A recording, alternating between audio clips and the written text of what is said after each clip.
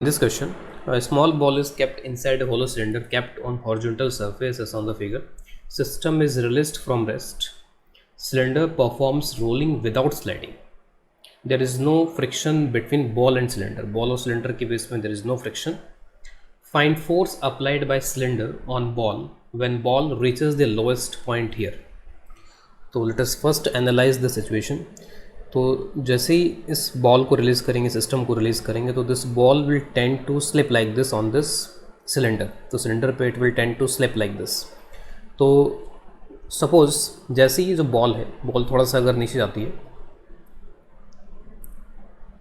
और इसके ऊपर स्लाइड करते हैं, इसके साथ कांटेक्ट में रहते हुए स्लाइड करते हैं, तो there will be a normal reaction on this ball जो कि सेंटर से पास करेगा.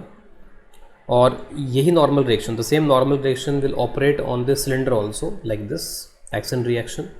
सो this normal is on this cylinder and this normal is on the ball.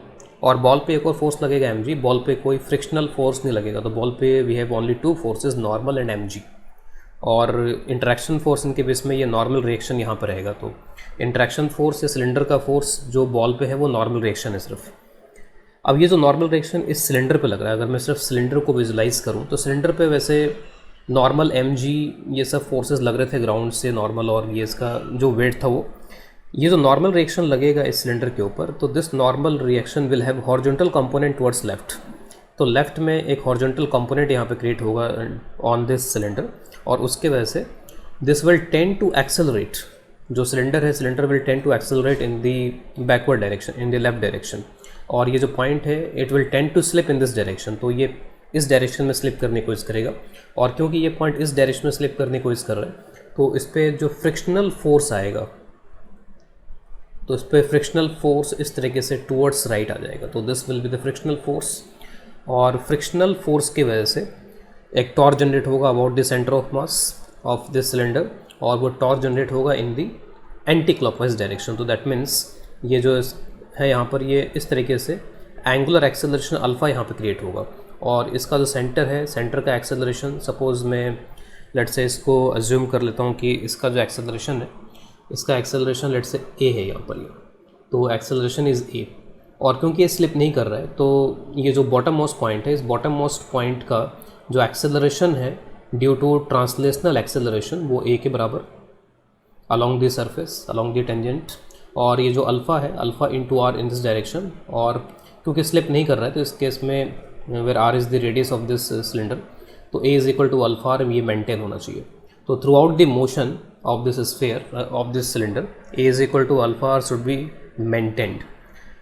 अब मैं यहाँ पर इसको किसी पर्टिकुलर इंस्टेंट पे अगर मैं सिलेंडर का डायग्राम बनाऊँ, तो सिलेंडर, ठीक है, अब तक हमने जो भी यहाँ पर इसमें देखा है, ठीक है, तो अगर इसको यहाँ पर विजुलाइज़ करें तो इसका एक्सेलरेशन कुछ इस तरीके से ये ए, और इसके अगर किसी टाइम पे वेलोसिटी की बात करें तो velocity is v and this is alpha.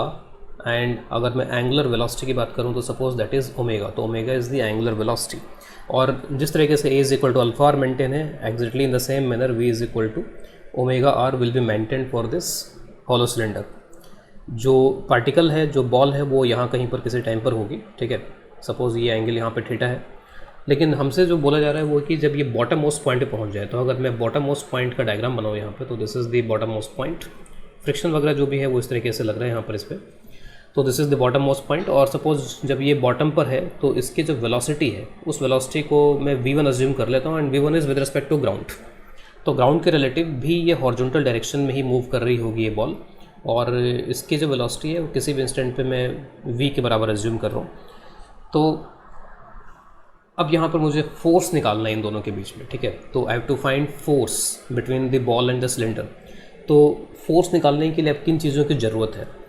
तो यहाँ पर ये जो बॉल है, ये बॉल, इस पर नॉर्मल रिएक्शन लग रहा है ड्यू टू सिलेंडर.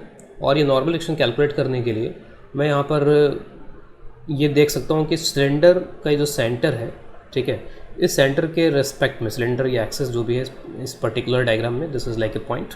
तो ये जो पॉइंट है या सेंटर है, इसके रेस्पेक्ट में इसका प्योर सर्कुलर मोशन हो रहा है, ये सर्कुलर मोशन परफॉर्म कर रहा है, ठीक है. तो this ball is performing circular motion with respect to this point. तो अगर ये सर्कुलर मोशन परफॉर्म कर रहा है, तो विद रिस्पेक्ट टू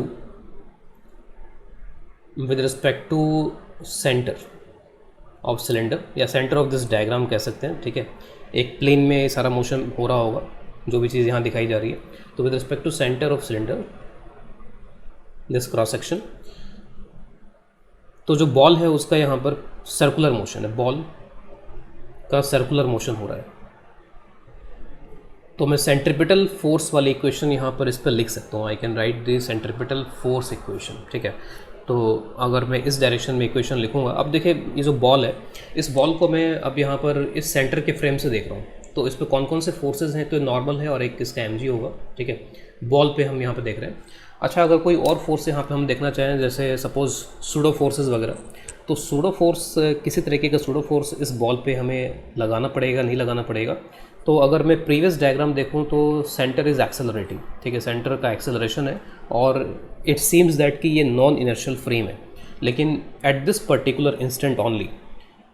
अब यहाँ पर ये जो सिलेंडर है, इस सिलेंडर का जो भी एक्सेलरेशन है, ठीक है, वर्टिकल डायरेक्शन में तो ये सेंटर एक्सेलरेट नहीं कर सकता है।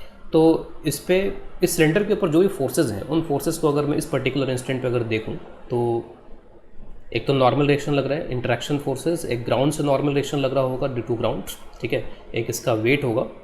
तो वर्टिकल में सारे फोर्सेस बैलेंस होने चाहिए और हॉरिजॉन्टली फ्रिक्शन फोर्स यहाँ तक तो मुझे दिख रहा है कि इस डायग्राम में फ्रिक्शन फोर्स है, लेकिन इस डायग्राम में फ्रिक्शन फोर्स नहीं हो सकता, ठीक है। और क्यों नहीं हो सकता इस डायग्राम फ्रिक्शन फोर्स?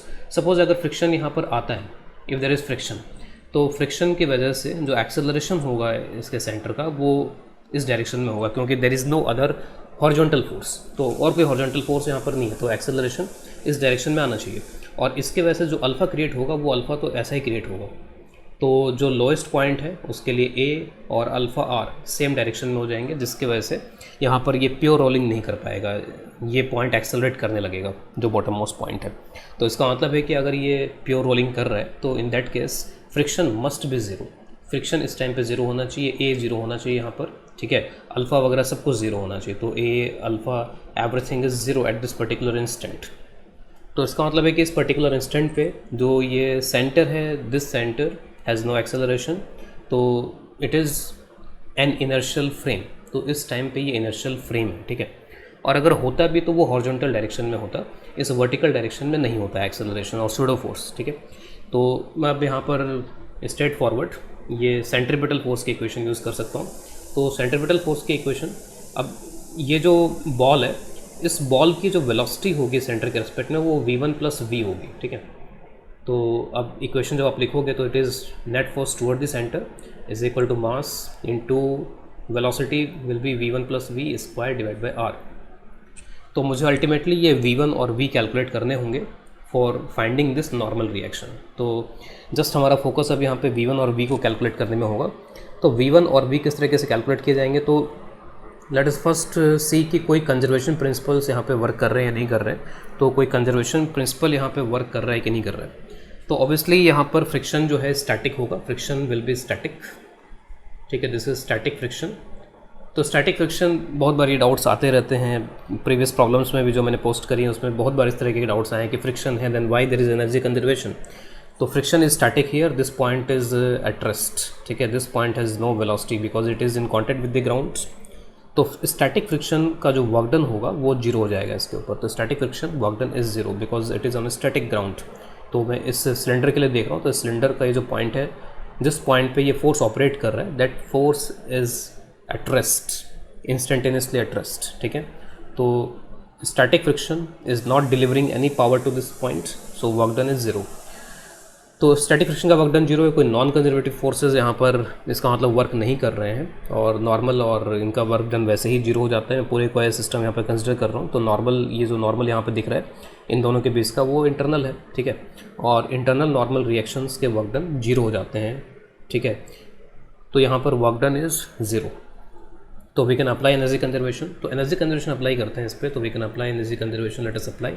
तो कंजर्वेशन ऑफ मैकेनिकल एनर्जी, ठीक है, कंजर्वेशन ऑफ मैकेनिकल एनर्जी।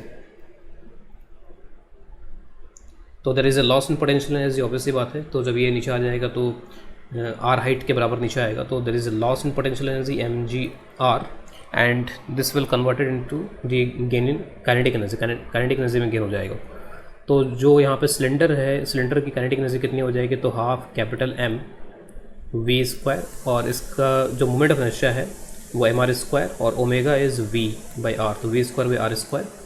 फिर इसके बाद में यहाँ पर एक तो ये हो गया, फिर इसकी काइनेटिक एनर्जी कितनी होगी बॉल की, तो हाफ mv1 स्क्वायर। तो ये सब आप कर सकते हो कैलकुलेशंस, ठीक है, इजी कैलकुलेशंस हैं यहाँ पर। बस ये ध्यान रखना होगा कि कैपिटल M और स्मॉल m मासेस हैं। तो एक तो ये इक्वेशन हो गई, लेकिन जो वेरिएबल्स हैं हमारे पास में, वो वेरिएबल्स यहाँ पर इस इक्वेशन में दिख रहे हैं आपको, वो हैं v और v1। We have two variables here, तो यहाँ पे दो वेरिएबल्स हैं, और कोई दूसरा कंजर्वेशन प्रिंसिपल यहाँ पे अप्लाई नहीं है। हो सकता है जैसे कंजर्वेशन ऑफ लीनियर मोमेंटम की अगर मैं बात करूँ, ठीक है, तो ये जो ग्राउंड से स्टैटिक फ्रिक्शन फोर्स जो लग रहा है यहाँ पे, तो वो एक्सटर्नल फोर्स हो जाएगा और उसके वजह से मोमेंटम में चेंज आएगा, ठीक है। तो momentum will not be conserved, this friction force will be the external force, so it is not applicable. Angular momentum conservation, you can see it is also not applicable here, ठीक है, क्योंकि कोई भी आप पॉइंट ले लो, centre ले लो इसका, तो फ्रिक्शन की वजह से यहाँ पर टॉर्क आएगा। फिर ग्राउंड का अगर कोई पॉइंट ले लो तो ये भी मुश्किल सा ही दिखता है, क्योंकि फ्रिक्शन तो पास हो जाएगा। आप पूरे को सिस्टम में ले लो तो इसका mg यहाँ पर आ रहा है, ठीक है, उसका टॉर्क आएगा। अगर आप सिर्फ सिलेंडर को लो, तो सिलेंडर को भी अगर मैं सिर्फ यहाँ पर इसमें लेता हूँ, तो सिलेंडर पे नॉर्मल रिएक्शन विल कम, ठीक है, नॉर्मल रिएक्शन आ जाएगा उस केस में। तो angular momentum is also not conserved here, ठीक है। अगर कंजर्व होता भी है तो ये बहुत इजीली नहीं दिख रहा हमें, ठीक है।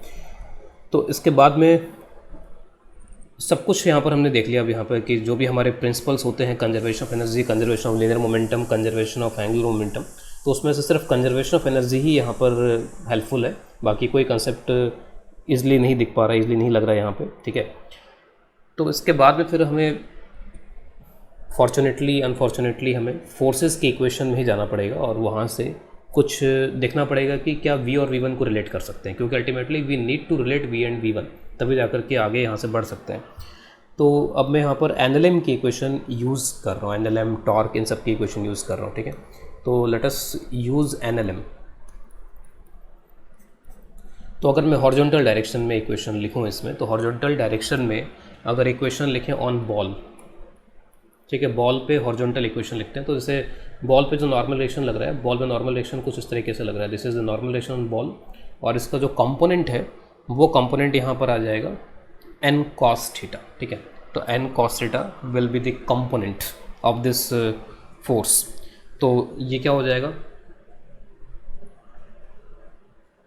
ठीक है, हॉरिजॉन्टल में यूज़ कर रहे हैं, तो mg यहाँ पर नहीं आएगा, mg in vertical direction, n cos theta is equal to इस बॉल का मास इनटू इसका एक्सेलरेशन, ठीक है।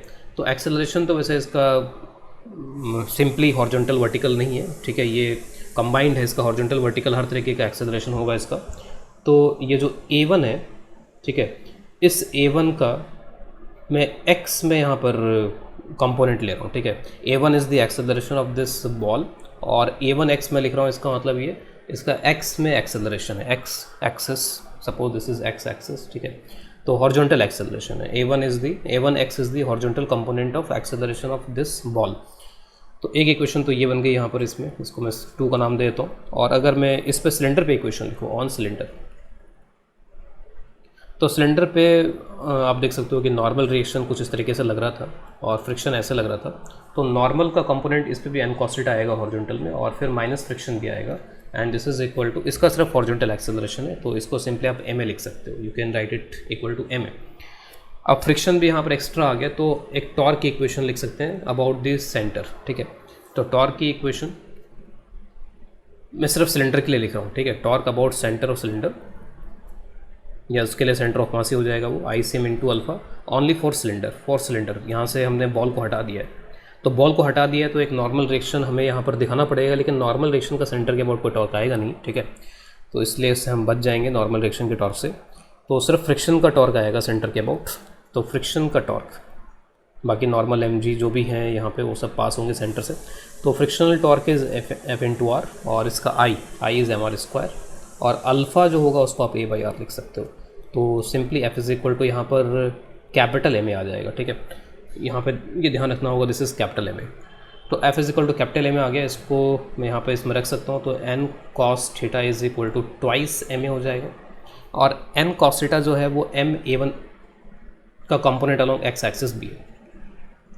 तो this is a very crucial equation, ठीक है। दोनों के हॉरिजॉन्टल एक्सेलरेशन रिलेट हो रहे हैं, ठीक है, और initially there is no velocity of this two, initially rest release किया गया। तो यहाँ पर आप इसको D V by D T अगर लिखो तो this is M D V one, ठीक है, एम डी वी वन का एक्स कंपोनेंट, ठीक है। बाद में भले ही वी वन यहाँ पर हॉरिजॉन्टल हो गया, लेकिन पहले तो वी वन किसी भी डायरेक्शन में हो सकता है, उसका X component two M D V by D T.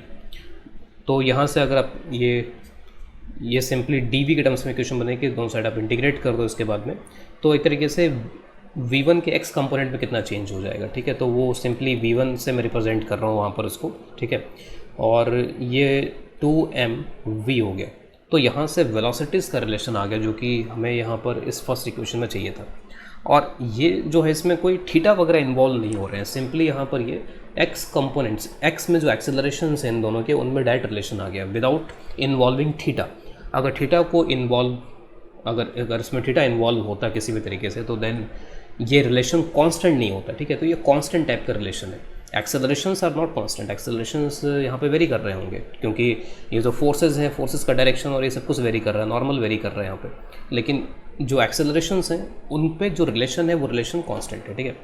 तो अब इस क्वेश्चन में कुछ खास है नहीं यहाँ पर। अब इसके बाद में सिंपली आप किसी भी एक को उसमें से v1 को एलिमिनेट कर लो और v कैलकुलेट कर लो, ठीक है, और उसके बाद में डायरेक्टली आप फिर इस इक्वेशन में पुट कर सकते हो। तो इसको भी आप कम्प्लीटली v के टर्म्स में कन्वर्ट कर सकते हो, v1 को एलिमिनेट कर दो यहाँ से भी, और फिर आप v यहाँ से कैलकुलेट करके इस इक्वेशन पुट कर दो। तो आफ्टर डूइंग दिस एक्सरसाइज तो you will get the final answer is normal is equal to 3mg 1 plus m divide by 3m। तो इस क्वेश्चन के अंदर जो सबसे इम्पॉर्टेंट बात थी वो ये कि हमें कम्प्लीटली जो NLM है उसको इग्नोर नहीं करना, ठीक है। We don't have to ignore NLM all the way. यहाँ पर ये सारे कंसेप्ट हमारे काम में नहीं आ रहे हैं, ठीक है। तो अल्टीमेटली हमें एक बार लेट अस ट्राई कि इसको ट्राई करके देखना चाहिए, और यहाँ पे वही किया कि ट्राई किया इसमें, और ये अपने आप ही इस तरीके से बैलेंस हो गया कि ये हमें रिलेशन दे रहा है वेलोसिटीज़ का।